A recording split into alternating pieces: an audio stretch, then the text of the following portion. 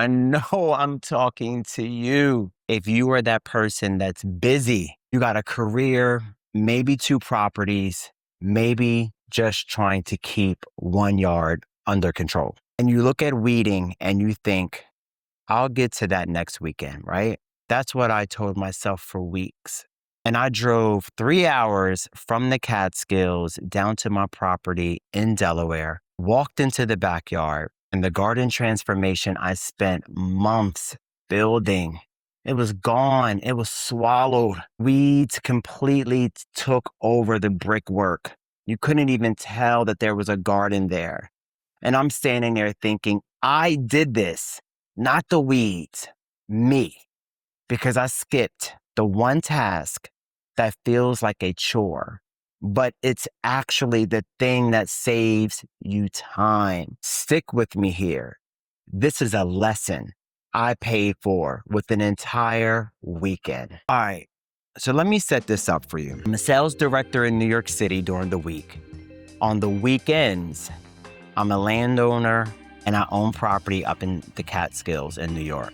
That's my sanctuary, right? But I also have a rental property in Delaware. That's 3 properties, 1 person. You know what I mean? So I'm spending my weekends upstate. I'm planting conifers. I'm building out the estate that I want for long-term legacy. I'm doing the work. And the Delaware property, we assigned a property manager. We are about to have a tenant this month. And I figured the garden's already established. It's low maintenance. I'll check on it whenever, but I'm going to make sure I check on it, right? That was the biggest mistake right there. That thought, because what I didn't account for, and any of you with properties in zone 7, zone 6, anywhere with real summer heat, it's those weeds. You know what I mean? They take your weekends. They don't wait for you to come back. And in the time that I was gone, they didn't just grow, they colonized. The damage is what it actually looks like now. Here's where I need you to understand and what I walked into. The brick pathway we installed, the one that framed the entire back courtyard, I couldn't even see it. Weeds pushed through everywhere, every crack. Some of them were knee high. I'm talking about crabgrass, dandelions, stuff that I don't even know what it is. They were wrapping around everything, binweed. The ornamental grasses I planted, they were buried. The junipers and the sedums, the perennials, buried. They were all fighting for their lives. And I'm standing there in my work boots, in my hat, 3 hours from the Catskills, looking at the garden that looks like it hasn't been touched in a year. I'm embarrassed. I'm really upset about myself. And here's the thing that really got me. You know what I'm saying? This wasn't a bad winter kill. This wasn't drought. This was my choice. A choice to skip the weeding. Every weekend I said, I'll do it next time. The weeds, whatever. But they heard me. They took that permission to do what they wanted to do. Now here's the thing. I teach the reset method, right, on this channel. It's about reimagining, establishing structure, simplifying, engineering, and trusting the process. The whole point is giving you your weekends back. And here I was, standing in the garden that was about to cost me exactly what I teach people to protect, which is their time. The lesson, why weeding is actually a time-saving system. All right, so here's what I need you to take from this, because this is the part I had to learn the hard way. Weeding feels like maintenance. It feels like the thing you do when everything else is done. You know what I mean? Like the planting, mulching, setting up the irrigation. Then it's the weeding, if you got time, right? That's what I think. But that's backwards.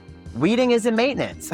It really isn't. Weeding is protection. It's the thing that keeps everything else from unraveling. Think about this. Every weed that goes to seed is 100 more weeds next month. Every weed that establishes a root system is competing with your perennials, your water, your nutrition. You're not pulling weeds. You're defending the investment that you already made. Think about that. And when you say, okay, I'll get to it next weekend, you're not saving time, you're borrowing time at interest. And the interest rate is brutal. I skipped maybe 4 hours of weeding over a month, and it cost me my entire weekend to fix it. That is terrible, terrible math. That's the opposite of what I teach. Now, stick with me here, because the next part is very, very important.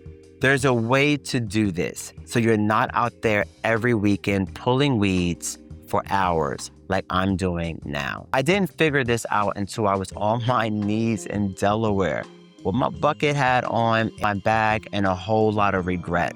Here's what I want you to do right now. 3 things. 1, the 15-minute rule. Every time you're at your property, you spend 15 minutes weeding, not an hour, not an afternoon, 15 minutes. You pick a zone, you pick a bed, you pick a section of brickwork, and you clear it. That's it. 15 minutes is nothing. You can do it before you leave on a Sunday. You can do it, while your coffee is brewing, but it does add up. Over a month, that's an hour of weeding. Spread that out, and an hour of prevention is worth an entire weekend of disaster recovery. Weed after it rains, not before. I used to weed when I remembered to weed. Bad plan. Weed the day after it rains. The soil is loose, the roots come out whole, you pull a dandelion and dry clay, the soil, the tap root snaps, and it's back in 2 weeks. After it rains, the whole thing comes up, right? You're not just pulling, you're removing. That's tip number 2. Tip 3, mulch is your best employee ever. 2 to 3 inches of mulch around your perennials and along your pathways. It suppresses the weeds before they start. It holds the moisture. It breaks down and feeds your soil. Mulch doesn't clock out. It doesn't take weekends off, right? If you put it down in the spring, top of midsummer, and it does the work for you. This is the system, part of the reset method. Engineer. You build a system, you're not relying on willpower. Willpower fails. Systems don't. Here's the payoff. By Sunday evening, I had the brickwork visible again. The perennials had room to breathe. The garden looked like a garden. It wasn't perfect. I'm not perfect. You're not perfect. It wasn't perfect. I'm not going to stand here and tell you I fixed everything in 2 days. I didn't, but I stopped the bleeding. And more importantly, I understand the lesson. The reset method is about reclaiming your time. And what I realized in Delaware is that weeding is reclaiming your time. It just doesn't feel like it at the moment. It feels like a chore, but the shortcut is the trap. I'm building a community here.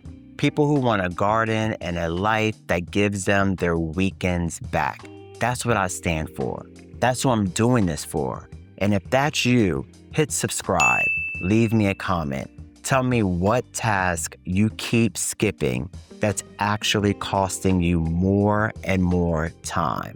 I want to hear about it. For those of you who don't know me, my name is Stephon, and this is Root and Roam Life. On this channel, I talk to busy folks, first-time homeowners, people who are putting gardening first. The ones that love gardening but are so busy, they really do enjoy watching my content. So I do appreciate you stopping through, staying for a little bit, and continuing to, follow my journey. I'm here every Sunday with a video for you and with you. So until the next video, remember to root deep, roam free, and stay grounded. Peace.